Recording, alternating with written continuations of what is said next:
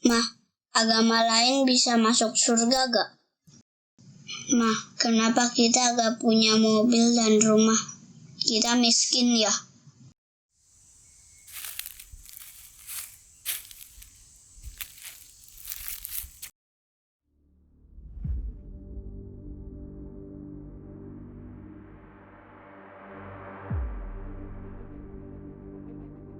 Bayangkan, ketika kita menghadapi sebuah bencana atau keadaan chaos. Di hadapan kita hanya ada ancaman bahaya. Dalam hitungan detik, naluri kita akan melakukan tindakan untuk menyelamatkan diri.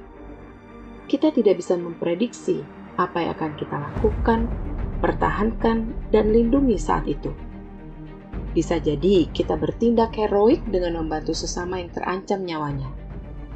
Atau mungkin kita hanya peduli terhadap keselamatan keluarga atau orang yang kita sayangi saja. Atau malah kita dikendalikan oleh rasa takut sehingga kita hanya memikirkan keselamatan diri sendiri. Sebuah pertanyaan. Pada situasi seperti itu, apakah kita sempat berpikir tentang siapa yang lebih layak untuk tetap hidup dan selamat dari maut? Adakah kita merasa kita lebih layak dan berhak dari mereka yang pada saat bersamaan juga ingin terbebas dari celaka? Mungkin kita akan menjawab, boro-boro memikirkan hal itu. Tidak ada waktu untuk berpikir. Bisa selamat saja adalah suatu keuntungan. Pada saat semacam demikian, mungkin kita tidak berpikir si kaya dan si miskin. Apa agama mereka? Orang pentingkah dia?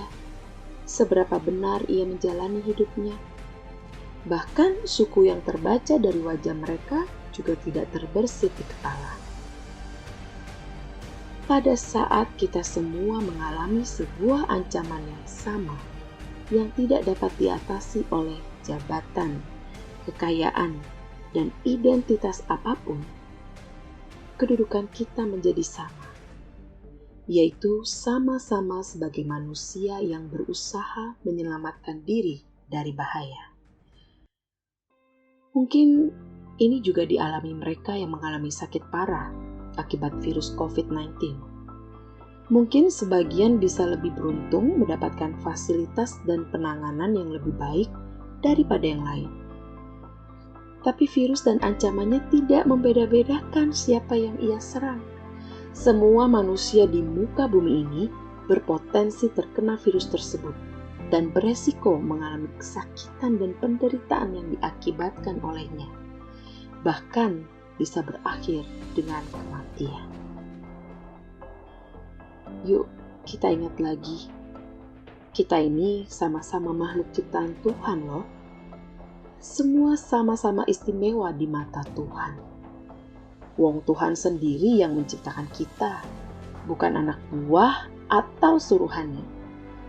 Kita cuma punya peran masing-masing dalam kisah kehidupan ini.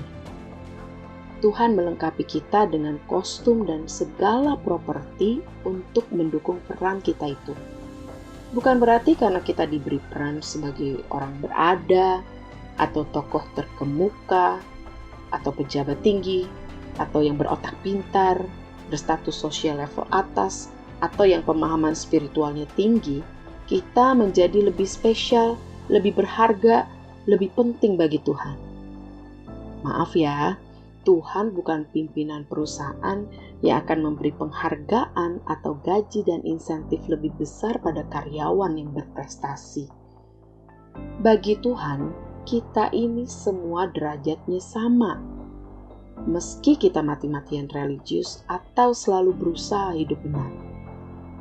Tuhan mengasihi semua manusia ciptaannya tanpa kecuali. Adalah otoritas Tuhan, Sang Sutradara kehidupan, untuk mengatur babak kemunculan serta peran kita hingga tirai pertunjukan kehidupan diturunkan. Bila begitu adanya, setiap sifat kemanusiawian kita yang memberi penilaian, apalagi penghakiman bagi sesama, adalah sebuah perbuatan kesia-siaan, bukan?